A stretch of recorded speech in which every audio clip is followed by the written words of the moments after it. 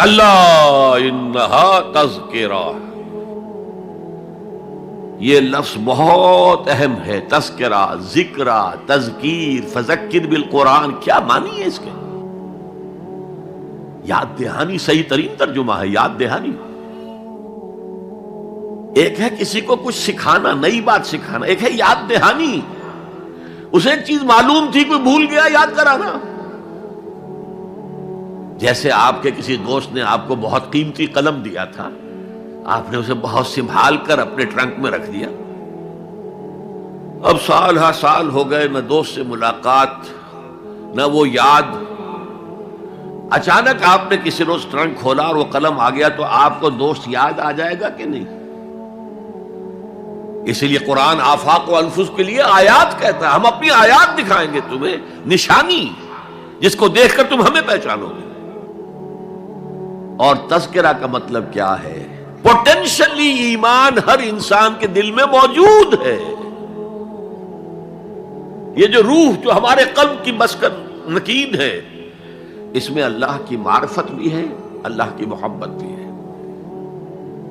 البتہ ذہول کے پردے پڑ گئے ہیں، بھول اور نسیان طاری ہو گیا ہے، ہم دنیا ہی کے اندر گم ہو کر رہ گئے ہیں، ہماری ساری دلچسپیاں دنیا سے ہیں، لہذا ہماری توجہ ہی نہیں ہے، ورنہ ہر انسان کے دل میں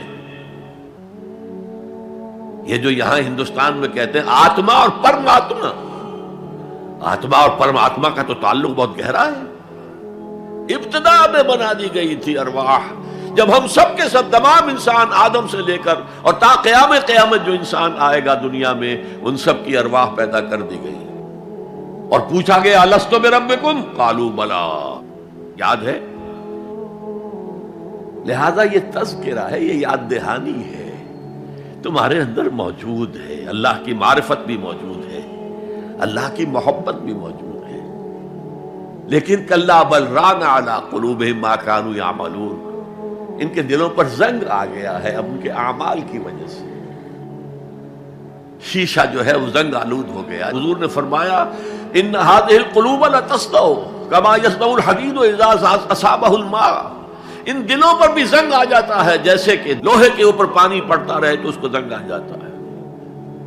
پوچھا گیا فما جلاؤها یا رسول اللہ، اے اللہ کے رسول ہماری تلواروں کو زنگ لگتا ہے، ہم پالش کرتے ہیں، سیکل کرتے ہیں، وہ پھر چمک اٹھتی ہیں، تو دل پر اگر زنگ آ جائے تو اس کا علاج کیا ہے؟ دو چیزیں فرمائی، کثرت و ذکر الموت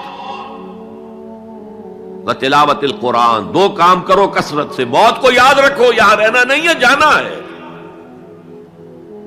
یہ ہمارا گھر نہیں ہے، یہ ہماری منزل نہیں ہے، ہمارا اصل گھر جو حضور نے فرمایا انما الدنیا خلقت لکم وانتم خلقتم للآخرہ، یہ دنیا تمہارے لیے بنائی گئی، تم آخرت کے لیے بنائے گئے ہو۔ اسی لیے حضور نے فرمایا کن فی الدنیا کانک غریب عابر السبیل، دنیا میں ایسے رہو جیسے راہ چلتے مسافر ہو یا اجنبی ہو۔ اپنے بارے میں فرمایا مالی ولی دنیا، مجھے تمہاری دنیا سے کیا سروکار، انما مثلی کراکب استظل تحت شجرۃ ثم راح فترکها، میری مثال اس مسافر کی سی ہے جو ذرا سستانے کے لیے کسی درخت کے سائے میں بیٹھتا ہے تھوڑی دیر، وہ اس کا گھر تو نہیں ہے، اس کی منزل نہیں ہے، پھر وہ اس کو چھوڑتا ہے، اپنا راستہ لیتا ہے۔ یہ اگر ہمارا تصور قائم ہو جائے، کلا انہا تذکرہ، اب اس کے بعد جو الفاظ آئے ہیں فی صحف مکرمۃ مرفوعۃ مطہرۃ بایدی سفرۃ کرام بررہ، یہ جو قرآن ہے، جو تذکرہ ہے، یہ بڑے ہی انتہائی پاکیزہ صحیفوں میں ہے، فی صحف مکرمۃ، بڑے باعزت، مرفوعۃ مطہرۃ، مرفوع بلند اور انتہائی پاک، بے ایدی سفرۃ، یہ کن کے ہاتھوں میں ہے؟ لکھنے والے وہ فرشتے، بے ایدی سفرۃ کرام بررہ، جو نہایت باعزت ہے، بہت وفادار ہیں اللہ کے۔ یعنی اصل قرآن کہاں ہے؟ لوح محفوظ میں ہے، اصل قرآن کہاں ہے؟ ابھی اگلی اب جو پڑھیں گے ہم، کتاب مکنون، چھپی ہوئی کتاب کے اندر ہے۔ اصل قرآن کہاں ہے؟